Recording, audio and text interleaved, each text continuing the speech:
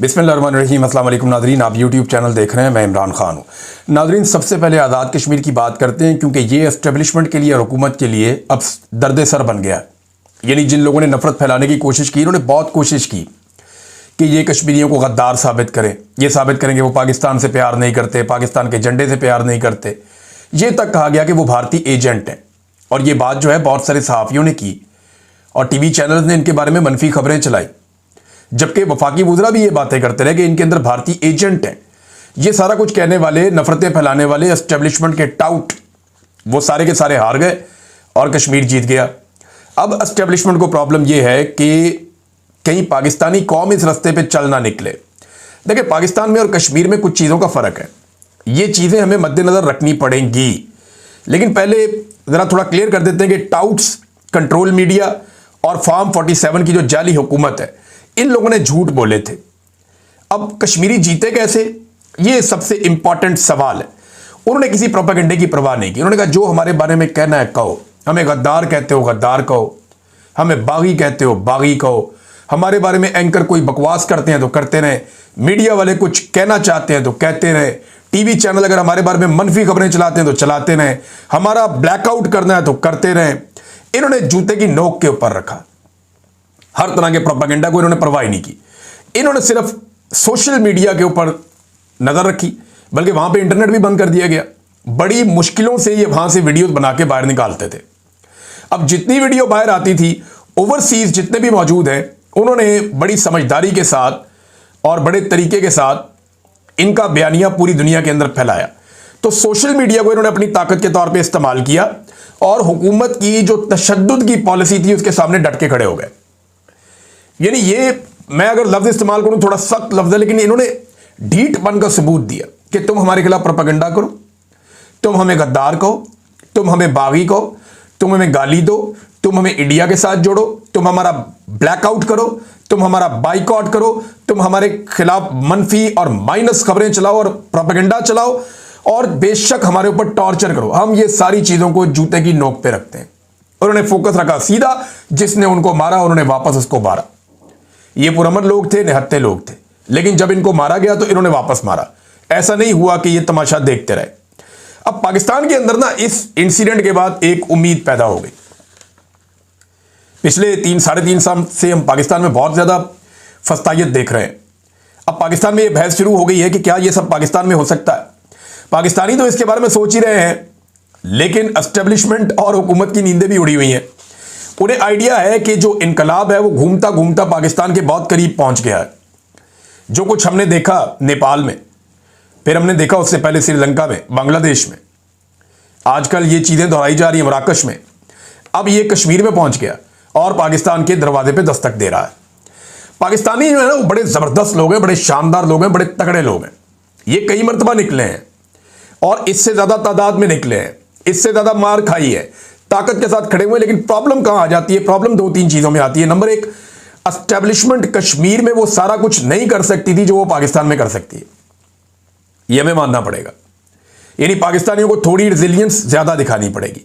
पाकिस्तानी जब जब निकले हैं, कश्मीरियों से ज्यादा बड़ी तादाद में भी निकले हैं। बहुत बड़ी आबादी, बहुत बड़ी है ना। कश्मीर की तो आबादी छोटी सी है, बहुत थोड़ी सी, लेकिन यहां पाकिस्तान में आबादी बहुत बड़ी है। तो पाकिस्तान के अंदर लोग ज्यादा बड़ी तादाद में निकले। लेकिन हुआ क्या कि यहां पे लीडरशिप कंप्रोमाइज कर जाती है, लीडरशिप डर जाती है, पीछे हट जाती है, लोगों को छोड़ जाती है और उसकी वजह से हालात यहां तक पहुंच जाते हैं। अब वहां पे लीडरशिप थी ही नहीं, वो सारे ही लीडर थे, तो वो वहां पे बैठ गए। तो कौम को यह देखना पड़ेगा कि उन्हें खुद अपने अंदर लीडर तलाश करने पड़ेंगे, उन्हें खुद लीडर बनना पड़ेगा। देखिए, अगर पाकिस्तान तहरीक इंसाफ ने इमरान खान साहब को आजाद करवाना हो तो क्या उनके पास बाकायदा अक़वाम मुत्तहिदा की, यूरोपीय यूनियन की, दुनिया भर की जो तंजीमें हैं इंसानी हुकूक की, उनके बाकायदा डॉक्यूमेंटेड प्रूफ मौजूद है कि इमरान खान को बेगुनाह जेलों के अंदर डाला गया है। जो सजाएं इमरान खान को दी गई हैं, उसके साथ ज्यादती की गई है, आलमी सतह पे एक फैक्ट है ये।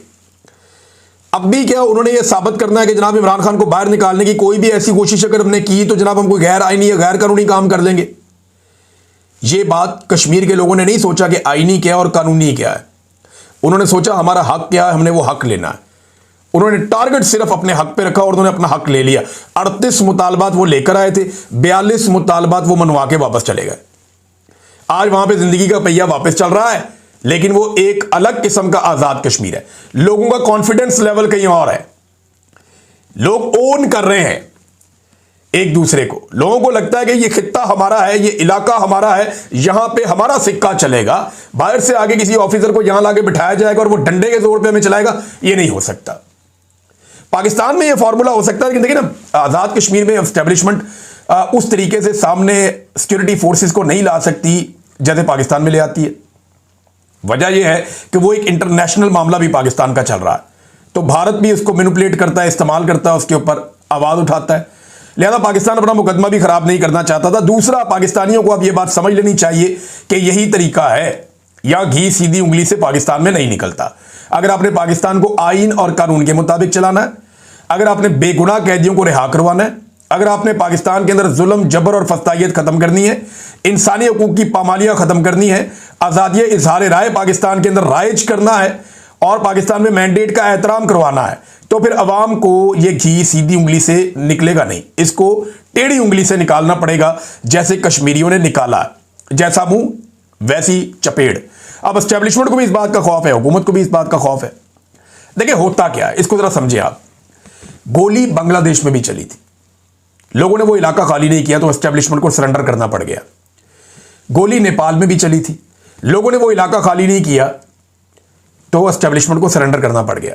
गोली श्रीलंका में भी चली थी, लोगों ने इलाका खाली नहीं किया तो सरेंडर करना पड़ गया एस्टेब्लिशमेंट को। गोली कश्मीर में भी चली है, लोगों ने इलाका खाली नहीं किया तो एस्टेब्लिशमेंट को सरेंडर करना पड़ गया। गोली डी चौक में भी चली थी, क्योंकि इलाका खाली हो गया, गंडापुर निकल गया तो बाकी लोग उसके पीछे चले गए, लिहाजा एस्टेब्लिशमेंट ने सरेंडर नहीं किया। अगर ये गोली एक ही दफा चलाते हैं और जितनी चला सकते हैं मैक्सिमम, लेकिन अगर लोग डट जाए ना तो फिर ये घुटनों पे आ जाते हैं फौरन। ये पूरी दुनिया का एक ट्रैक रिकॉर्ड है और यही होगा पाकिस्तान में जब भी होगा। बहरहाल ये आजाद कश्मीर के लोगों ने हासिल क्या किया, जरा ये आप चीजें देखें। और कुछ लोग कह रहे थे उन्हें क्या मिला, तो जो लोग नफरत फैला रहे थे उन्हें तो कुछ नहीं मिला। वो जाके अपने ज़मीर से पूछें कि उन्होंने किया क्या है, और ज़रा शीशे में अपनी शक्ल देखें कि उन लोगों ने कितनी नफरत फैलाई कश्मीरियों के खिलाफ। और कश्मीरियों पे आफरीन है कि उन्होंने कोई नेगेटिव बात नहीं की, उन्होंने सिर्फ अपना हक हासिल किया। अच्छा जनाब, जो चीज़ें हासिल की कश्मीरियों ने वो क्या है, तो अवामी एक्शन कमेटी ने इस पर बड़ी ज़बरदस्त एक पोस्ट लिखी है। सोराब बरकत साहब ने, इनका ताल्लुक आज़ाद कश्मीर से है और एक शानदार पाकिस्तानी भी है और बड़ी ही रिस्पॉन्सिबिलिटी का सबूत दिया इन्होंने। अहमद फरहाद साहब ने, बशारत राजा साहब ने, ये मेरे तमाम दोस्त आज़ाद कश्मीर से, और बड़ी अच्छी इन्होंने रिपोर्टिंग की है। जॉइंट एक्शन कमेटी जो है अवामी, उसने बहुत सारी चीज़ें अचीव की हैं। यानी एक तो यह है कि मुकदमात का अंदराज किया जाएगा, जिन लोगों को कत्ल किया गया उनके बारे में मुकदमात का अंदराज किया जाएगा, और तहकीकात के लिए जुडिशल कमीशन बनाना पड़ा तो वो भी बनाया जाएगा। ये एक नया उनका मुतालबा था, ये भी मंजूर हो गया। जानी नुकसान का मुआवजा दिया जाएगा, जितना सिक्योरिटी फोर्सेज को दिया जाता है उतना आम लोगों को दिया जाएगा। जख्मियों को 10 लाख रुपए दिए जाएंगे और 20 दिन के अंदर शोहदा की फैमिलीज में से किसी को सरकारी नौकरी फराहम की जाएगी। फिर तालीमी बोर्ड्स के हवाले से इनका एक मुतालबा था, वो मान लिया गया। जमीनों का मसला था, वो भी मान लिया गया। बल्दियाती निज़ाम का मामला था, वो भी मान लिया गया। सेहत के इक़दाम हैं, वो भी मान लिया गया। यानी हर जिले के अंदर MRI और CT स्कैन मशीनें फराहम की जाएंगी। अब ये कोई भारत का मुतालबा है? और भाई पाकिस्तान से मुतालबा आ रहा है ना, तो जब पाकिस्तान से मुतालबा आ रहा है तो पाकिस्तानी कर रहे हैं। वो क्या कह रहे हैं कि हमारे सेहत की सहूलतें दे दो, तालीम की सहूलतें दे दो, हमारी जो रिफॉर्म्स कर दो, करप्शन बंद कर दो, मुराद वापस ले लो, वजारतें कम कर दो, लुटमार कम कर दो। ये इंडिया के मुतालबात हैं। इन लोगों को इंडिया का एजेंट बनाया हुआ था आपने। सारे मुतालबात अपने इलाके और अपने लोगों के लिए उन्होंने किए, और शानदार मुतालबात है कि ऑपरेशन थिएटर्स के अंदर और नर्सरीज कायम की जाएं, ऑपरेशन थिएटर प्रॉपर कायम किए जाएं, बिजली का निज़ाम जो है उसको बेहतर किया जाए, इसके लिए 10 अरब रुपए फराहम किया जाएगा। काबीना और सेक्रेटरीज के हवाले से उन्होंने कहा जी काबीना की तादाद 20 से ज़्यादा नहीं होगी। यहाँ जनाब ये इतना बड़ा, आगे 40-40 तक बंदे पहुंचा देते थे, उन्होंने कहा 20 से ज़्यादा नहीं होगी। सेक्रेटरीज की तादाद भी 20 से ज़्यादा नहीं होगी, वो भी कम करेंगे। एहतसाब और करप्शन का निज़ाम, ये भी उन्होंने कहा। बड़े मंसूबों के हवाले से बात की। साथ ही जो महाजरीन की जो बड़ा अहम मसला था, जिसके ऊपर एस्टेब्लिशमेंट रूल करती थी आज़ाद कश्मीर के ऊपर, वो मसला क्या था कि ये बाहर से बंदे ले आते थे उठा के, उनको 10-10 वजारतें दे देते थे। 12 बंदे बाहर से लाते थे, उनमें से 10 को वजीर बना देते थे, उनके जरिए से फंड खा जाते थे अरबों रुपए का, और उनके जरिए से आजाद कश्मीर में हुकूमतें बनाते थे और गिराते थे। जनाब ये तय पाया कि एक आला कमेटी बनाई जाएगी जिसमें कानूनी माहिरीन और नुमाइंदे शामिल होंगे। यह कमेटी आजाद कश्मीर असेंबली में मुहाजिरीन की नशिस्तों और उनके मुस्तकबिल पर सिफारिशात देगी। जब तक कमेटी अपनी रिपोर्ट मुकम्मल नहीं करती, इस हवाले से तमाम मौजूदा इंतजामात मुअत्तल रहेंगे। यानी ये मुअत्तल हैं अब सारे, और इनकी वजारतें भी 2 तक महदूद हो गई हैं। ये कमाल उन्होंने चीजें हासिल की हैं, जबरदस्त काम किया है।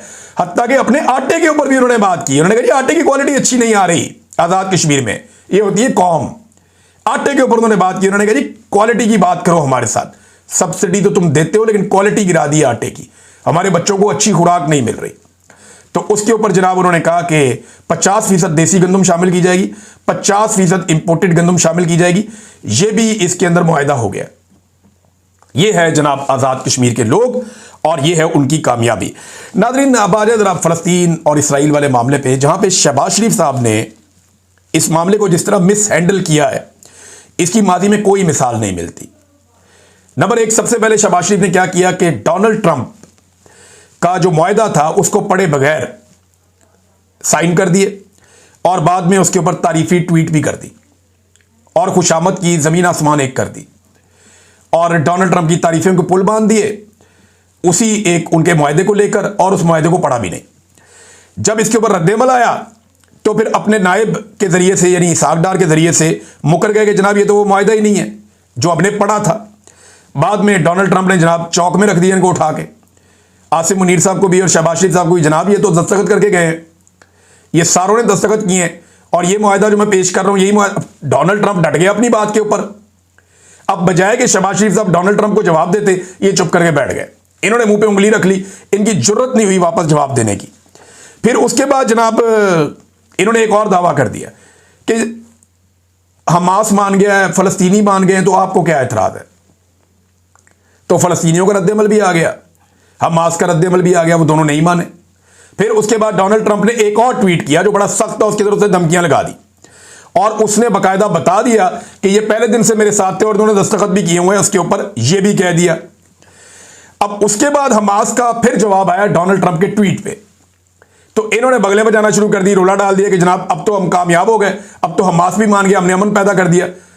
ये हमास का ट्वीट भी इन्होंने नहीं पढ़ा, उनका स्टेटमेंट भी नहीं पढ़ा। अंदाजा करें आप, डोनाल्ड ट्रंप का तो पढ़ा ही नहीं पड़ा था, हमास का भी नहीं पढ़ा, और उन्होंने बगले बजाना शुरू कर दी। जब हमास को गौर से पढ़ा तो पता चला कि हमास ने जो स्टेटमेंट जारी किया है उसमें उन्होंने डोनाल्ड ट्रंप के अमन मुआहिदे के ऊपर अमल करने के दौरान जिन शिकों के ऊपर एतराज किया, लगभग 80% चीजों पर इख्तलाफ हो गया। यानी डोनाल्ड ट्रंप के साथ जो चीजें शहबाज शरीफ वगैरह और ये बाकी लोग सारे तय करके आए थे, उनमें से हमास ने 80% के ऊपर इख्तलाफ किया। सिर्फ इत्तेफाक उनका यह कि जंगबंदी की जाए, कैदियों का तबादला हो जाए। बाकी उन्होंने कहा जी इसराइल भी यहां से निकले, खाली करे इसको। साथ उन्होंने कहा जी फौरी तौर पे जंगबंदी करें। साथ उन्होंने कहा जी कोई गैर मुल्की हम यहां पे हुक्मरान नहीं मानेंगे, इसका निजाम चलाएंगे फलस्तीनी। साथ उन्होंने यह भी कहा कि यहां से नकल मकानी बंद करवाई जाए, और जो इमदादी कारकुन आना चाहते हैं उनका रास्ता जो बंद किया हो वो रास्ता खोला जाए। तो ये वो और हथियार डालने से भी उन्होंने इनकार कर दिया फौरी तौर पे, और उन्होंने कहा हम कोई दहशतगर्द तंजीम भी नहीं है कि हम इसको तहलील कर दें हमास को। तो ये बहुत बड़े बड़े इख्तलाफात थे जिन पे ये इत्तफाक करके आए थे, हमास ने नहीं किया। अब इन्होंने उस पर बगलें बजाई, बाद में पता चला हमास ने तो कुछ और कह दिया है। यानी हर चीज के ऊपर ये उल्टे ही चले। अब नेतन्याहू ने एक ट्वीट कर दिया, उसके बाद जनाब शहबाज शरीफ साहब ने फिर एक लंबा ट्वीट दाग दिया कि जनाब डोनाल्ड ट्रंप की तारीफें शुरू कर दी कि हम अमन के बहुत करीब पहुंच गए हैं, डोनाल्ड ट्रंप ने यह किया। 7 अरब हुक्मरानों की भी तारीफें कर दी, और 7 फलस्तीनियों के साथ हम खड़े हैं। वो नेतन्याहू ने फिर अपना ट्वीट डिलीट कर दिया, और अब सूरत हाल ये है कि इसराइल लगातार हमले कर रहा है गाजा के ऊपर। जो आखिरी इत्तलात आई हैं तब तक तो वो हमले कर ही रहा है, और अब उन्होंने हमलों के लिए जो है वो बमबारी के अलावा रिमोट कंट्रोल गाड़ियों को भी चंद इत्तलात के मुताबिक इस्तेमाल करना शुरू कर दिया है। यानी ऐसा लगता है कि शहबाज शरीफ साहब ने जिस तरीके से सारे मामले को हैंडल किया है कि कोई इज्जत नफ्स, कोई किरदार की पुख्तगी, या ऐसा लगता है ये हुकूमत जुए पे चल रही है। ना कोई किरदार है इनका, ना कोई इज्जत नफ्स है इनकी, ये एक जुए के ऊपर चल रहे हैं। अचानक खुश हो जाते हैं, कोई खबर आती है छलांगे मारते हैं, दूसरी खबर आती है सहम जाते हैं, चुप करके साइड पे होकर बैठ जाते हैं, इनकी चूं नहीं निकलती, बिल्कुल चुप हो जाते हैं। तो एक अजीबोगरीब तरीके से ऐसे जैसे बच्चे चलाते हैं, ऐसे ही हुकूमत चला रहे हैं कि बच्चा है ना, उसको आप ऐसे करके कोई चीज चूसनी उसके मुंह में डालें वो चूप हो जाता है, चूसनी निकालें वो रोना शुरू हो जाता है। इनकी ये हालत हुई है। ऐसा चाइल्डिश एटीट्यूड है कि कोई चीज इनकी कंक्रीट नहीं है, किसी चीज में तदब्बुर नहीं है, कोई समझदारी नहीं है। बहुत अजीब तरीके से ये चला रहे हैं, सिर्फ खुश करना चाहते हैं डोनाल्ड ट्रंप को, ताकि ट्रंप खुश रहेगा तो सारा कुछ। अब ट्रंप को खुश करने के चक्कर में एक और काम डाल दिया इन्होंने, और ये इंटरनेशनल मीडिया ने इसको छापा है। वो आपके सामने मैं रखूं, लेकिन उससे पहले आपको मैं ये बताऊं कि इस वक्त जो है वो इटली में 20 लाख लोगों ने मुजाहरा किया है गजा के हक में, इसराइली मजालिम के खिलाफ। अंदाजा करें आप। और उन लोगों को, उनकी कोई मजहबी तंजीम नहीं है वहां पे, तहरीके लब्बैक वाले नहीं है, उनके लोग निकले और उन्होंने एहतजाज कर दिया। जबकि तहरीके लब्बैक को एहतजाज करने के लिए 10 दिन का टाइम चाहिए, 4 दिन पीछे 5 दिन गुजर गए, 1 हफ्ता और चाहिए, वो जुम्मे वाले दिन जाके एहतजाज करेंगे। और उसके लिए फिर आपको पता है पाकिस्तान में बहुत सारे SOPs हैं, बहुत सारी परमिशंस हैं, बहुत सारी गारंटीज हैं, उसके बाद नॉर्मली एहतजाज करने की इजाजत मिलती है, क्योंकि डेमोक्रेसी तो है नहीं पाकिस्तान में। तो अब वहां पे देखें ना, वहां पे तो नहीं है तहरीके लब्बैक या फजलुर रहमान या कोई मदनी सियासी जमातें या जमात इस्लामी। जमात इस्लामी ने वहां बांग्लादेश में बहुत बड़ा एहतजाज किया, लेकिन पाकिस्तान में जमात इस्लामी के हालात क्या है वो तो हम सारे अच्छी तरह जानते हैं। अब नाजरीन आ जाए आप इस बात पे कि आसिम मुनीर साहब के मुशीरों ने एक काम किया है, क्योंकि खबर मुशीरों के हवाले से छपी है, तो मैं आपके सामने सबसे पहले रखता हूं कि फाइनेंशियल टाइम्स की एक रिपोर्ट आई। रिपोर्ट क्या कहती है कि पाकिस्तानी फौज के सरबराह फील्ड मार्शल आसिम मुनीर के मुशीरों ने अमरीकी हुकाम से बहरे अरब पर, यह बहरे अरब वो है जो कराची से लेके गवादर तक आपका पूरा समंदर का एक इलाका है ना, ये आगे जाके इंडिया के साथ लगता है और इधर ईरान के साथ लगता है, इसको बहरे अरब कहते हैं। बहरे अरब पर एक बंदरगाह तामीर करने और उसको चलाने की पाकिस्तान ने पेशकश की। अमेरिका ने नहीं मांगी, पाकिस्तान ने पेशकश की कि आओ यहां पे तुम्हें एक बंदरगाह देते हैं। और ये किस लिए देते हैं जरा ये भी आप पढ़ लें। बरतानवी अखबार फाइनेंशियल टाइम्स के मुताबिक ये मनसूबा अमरीकी सरमायाकारों के जरिए बलूचिस्तान के जिला गवादर के कस्बे पसनी में एक टर्मिनल की तामीर और इसके जरिए पाकिस्तान के कीमती मादनियात यानी जो रेयर अर्थ मिनरल्स हैं उनको निकालने, उन तक रसाई उससे मुताल्लिक है। पसनी एक साहिली शहर है, मैंने ये देखा हुआ, बहुत खूबसूरत है, और माड़ा इसके पास है, पसनी है, साथ आगे गवादर आ जाता है। ये बड़ी खूबसूरत पट्टी है जो अफगानिस्तान और ईरान की सरहद के करीब वाक़ है। अच्छा जी, फील्ड मार्शल और शहबाज शरीफ साहब गुज़िश्ता महीने गए हुए थे सितंबर में व्हाइट हाउस में, डोनाल्ड ट्रंप से मिले थे और वज़ीर आज़म शहबाज शरीफ ने ज़राअत, टेक्नोलॉजी, कानकुनी और तवानाई के शोबों में अमरीकी सरमायाकारी की ख्वाहिश का इजहार किया था।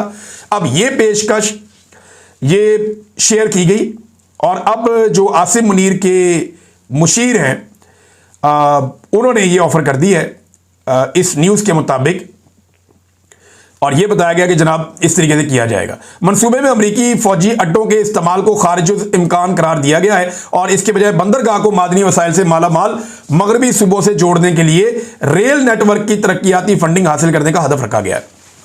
अब नाज़रीन, इसके ऊपर अभी तक अमेरिका ने कोई जवाब नहीं दिया, स्टेट डिपार्टमेंट ने या पाकिस्तान की वजारत खारजा ने कोई जवाब नहीं दिया। लेकिन अगर ये होता है तो ये क्या होता है, ज़रा इसके ऊपर आप गौर कर लें कि यहां से लगभग 70 मील दूर गवादर की बंदरगाह है जहां पे चाइना बैठा हुआ है, और लगभग 100 मील दूर जो है वो ईरान की चाबहार बंदरगाह है जहां ईरान बैठा हुआ है। अब इस जगह पे लाके आप जब अमेरिका को बिठाएंगे तो आप कौन सी खिचड़ी पकाने जा रहे हैं, ये आप क्या करने जा रहे हैं? रेयर अर्थ मिनरल्स हैं, पाकिस्तान की सरजमीन से निकलते हैं। अमेरिका को उसके लिए एक सेपरेट जोन फराम किया जा रहा है कि जनाब आपको कोई चेक नहीं करेगा, कोई पूछगछ नहीं होगी, आप माई बाप हैं, आप आए, जितनी आपको मादनियात चाहिए आप वहां से निकालें। जो बाहर दिखाई दे रहा है मुझे तो यही समझ आ रही है कि मादनियात आप वहां से निकालें, आपके कंटेनर आएंगे या आप पटरी बिछा लें, वहां से आप सीधी मादनियात पहुंचाएं, अपनी जाती बंदरगाह का एक टर्मिनल बनाएं, वहां से आप उठाएं, सारा कुछ जो दिल करता है वो आप लेकर वहां से जाएं, आपको कोई नहीं पूछेगा। क्या कोई मुल्क इस तरीके से भी डील करता है कि पूरी की पूरी एक बंदरगाह ही ऑफर कर दी दूसरे मुल्क को कि आपने मादनियात लेकर जानी है, वो भी आप अपनी बना लें? इससे पहले गवादर बंदरगाह जो है वो हमारा एक जॉइंट वेंचर है चाइना के साथ। अब अमेरिकन जहां पे जाकर बैठते हैं ऐसे एरियाज में वो कितना कंट्रोल करते हैं आप अच्छी तरह जानते हैं। इसके ऊपर चाइना का रद्द-ए-अमल क्या आ सकता है इसका भी आपको अंदाजा होना चाहिए, क्योंकि बिल्कुल साथ आगे जो है 70 नॉटिकल माइल्स के ऊपर चाइना की बंदरगाह गवादर, जिसके वो आपके साथ मिलकर काम कर रहा है, और उसके साथ आगे कौन है? चाबहार ईरान की है, जहां पे इंडिया और ईरान मिलकर काम कर रहे हैं। तो पाकिस्तान जो है वो एक अजीब तरीके से चीज़ों को मैनेज कर रहा है। ये आसिम मुनीर साहब का वैसे इनका ताल्लुक तो नहीं होना चाहिए इन चीज़ों से, लेकिन क्योंकि मईशत उन्होंने संभाली हुई है और ऐसी संभाली हुई है कि मईशत खड़ी नहीं हो पा रही, तो वो इस तरह के फैसले भी करते रहते हैं। ब्रीफ केस के अंदर वो मादनियात लेके गए भी थे अमेरिका, और ये जो तारीख के अंदर ये तस्वीर जो है ना, ये फौज का पीछा करती रहेगी। आसिम मुनीर साहब तो रिटायर हो जाएंगे, आज नहीं तो कल हो जाएंगे, लेकिन एक दिन ये चले जाएंगे। बाकी जर्नल भी चले गए हैं, देखे ना, कोई भी नहीं रहा।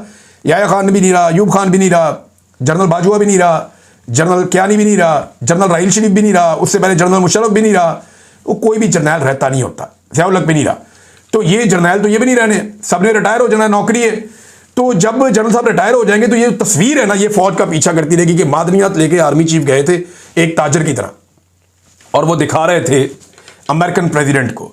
ये तस्वीर कोई अच्छा तासुर नहीं बना रही। और इसी के ऊपर जब एतराज़ किया एम एल वली खान ने, तो PMLN ने एस्टैब्लिशमेंट के इशारों पे एम एल वली खान के ऊपर अटैक कर दिया। अब वहां पे एक अलग फड्डा पड़ा हुआ है। पीपल्स पार्टी और नून लीग की नूरा कुश्ती है, उसके ऊपर बात ही नहीं करनी, मेरे ख्याल करनी भी नहीं चाहिए। शायद कभी बात करनी पड़ जाए, लेकिन नूरा कुश्ती है। उन्हें ये बात पता चल गई है, जब वो PTI से लड़ते हैं तो आवाम सुनती ही नहीं है। उन्होंने कहा आपस में लड़के देखो, शायद आवाम हमारे पे तवज्जो दे दे या आवाम हमारी बात सुन ले। वो बेचारे टॉक शोज के अंदर टीवी चैनल को फोन कर करके कहते हैं कि जनाब हमारी आपस की लड़ाई तो दिखा दें। टीवी चैनल्स को टॉक शोज के अंदर जगह जगह पे वो राब्ते कर करके पीपल्स पार्टी और PMLN कह रहे हैं यार हम आपस में मुकाबला कर रहे हैं, लड़ रहे हैं, हमारी लड़ाई तो दिखा दें।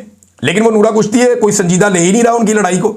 भारत पाकिस्तान तहरीक इंसाफ ने एक बड़ा इंटरेस्टिंग डाटा जो है वो जारी किया है, और डाटा ये बता रहा है कि SIFC सरमायाकारी लाने में बुरी तरह नाकाम हो गई। जबकि गुज़िश्ता 3 सालों में पाकिस्तान से मल्टीनेशनल कंपनियों का तेजी से इनखला जारी है। 16 मल्टीनेशनल कंपनियों का उन्होंने लिखा है जो सन 2023, 2024 और 2025 में पाकिस्तान छोड़ के चली गई हैं।